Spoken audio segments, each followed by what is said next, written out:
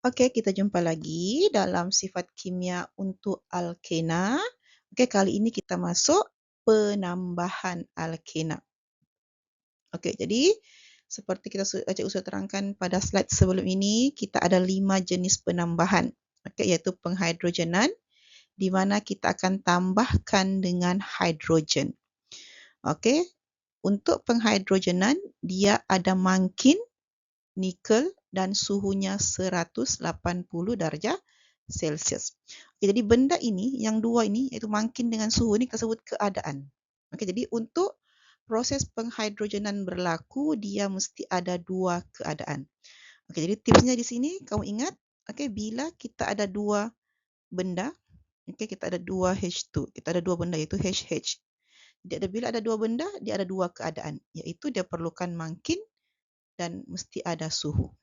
Okey, itu untuk penghidrogenan. Okey, ada dua keadaan di mana ada mangkin dan ada suhu.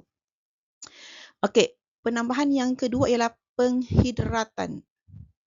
Okey, jadi penghidratan ni adalah tambah H2O. Jadi kita tengok sini, H-nya ada dua. Okey, O ada satu. Jadi 2 tambah 1, 3. Kita ingat siap, 3 keadaan.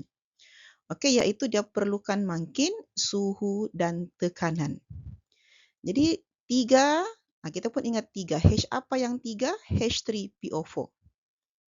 Okey, apa lagi 3? 300 darjah Celsius. Okey, tekanannya 60. Jadi kita ingatlah 360. 360. Jadi dia ada 3 keadaan, iaitu H3PO4, suhu 300 darjah Celsius dan tekanan 60 atmosfera. Jadi untuk penambahan air, okey, penghidratan ada 3 keadaan. Ini yang disebut dan selalu disoal. Okey, apakah keadaan yang diperlukan untuk penghidratan? Jadi dia ada mangkin, suhu, tekanan. Okey, mangkinnya H3PO4. Okey, H3 adalah asid fosforik. Okey, next, penghalogenan.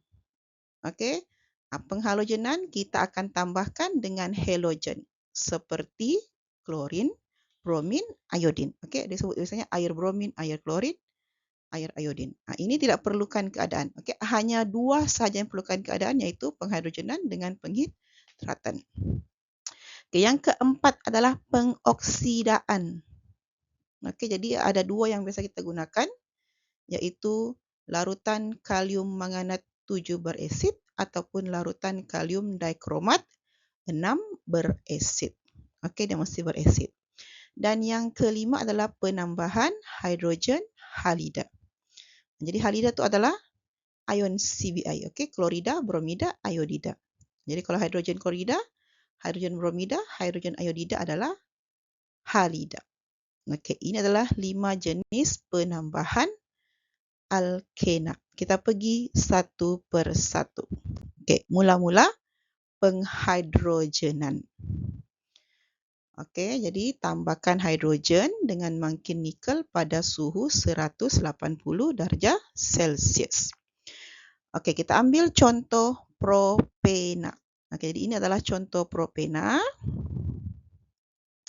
Okey, kita nampak dia punya karbonnya 1, 2, 3. Jadi, ingat untuk alkena, kita fokuskan kepada yang kawasan yang ada ikatan ganda 2, double bond.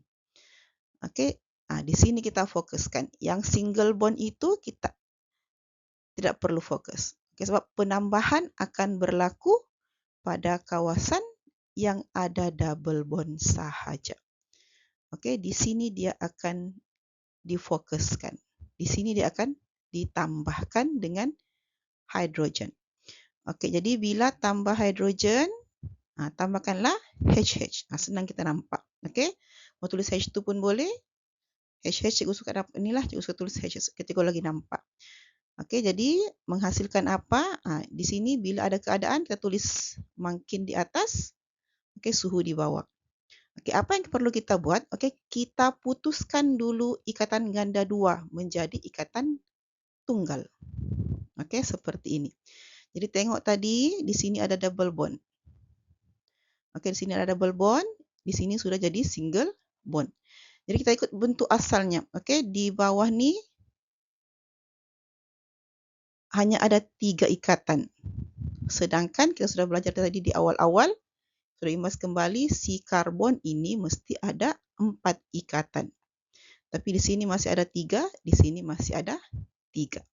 Jadi di sinilah sebenarnya si H dan si H.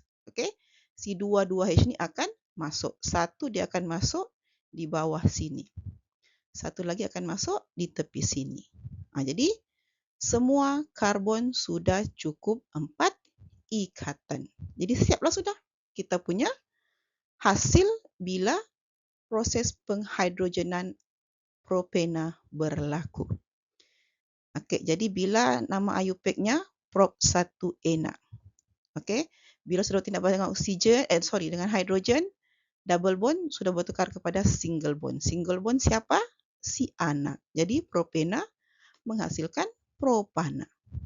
Simple. Okey, first fokus pada double bond. Okey, tukarkan double bond kepada single bond. Okey, masukkanlah kawasan yang tidak cukup ikatan dengan H. Cukuplah sudah ikatannya, jadilah dia propana. Okey. Next, penghidratan. Jadi penghidratan tambah air dengan kehadiran makin suhu dan tekanan. Okey, sama kita ambil contoh tadi propena. Okey. Jadi bila tambah air, kita akan pecahkan dia kepada H dan OH. Okey, H dan OH. Sama macam tadi, ada anak panah dan keadaan-keadaan yang diperlukan. Okey, dan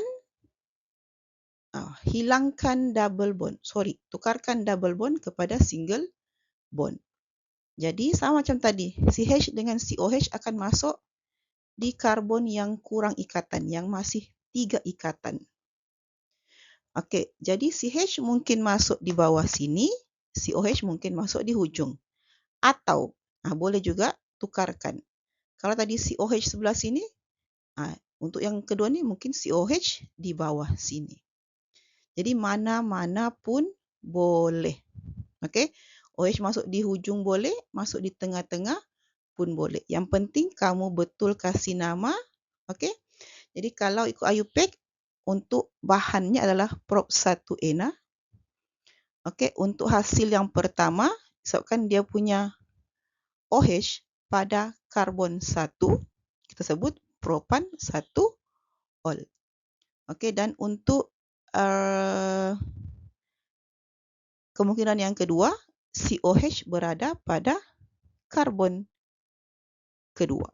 Jadi kita akan sebut propan 2-ol. Okey. Jadi kita akan sambung penghalogenan,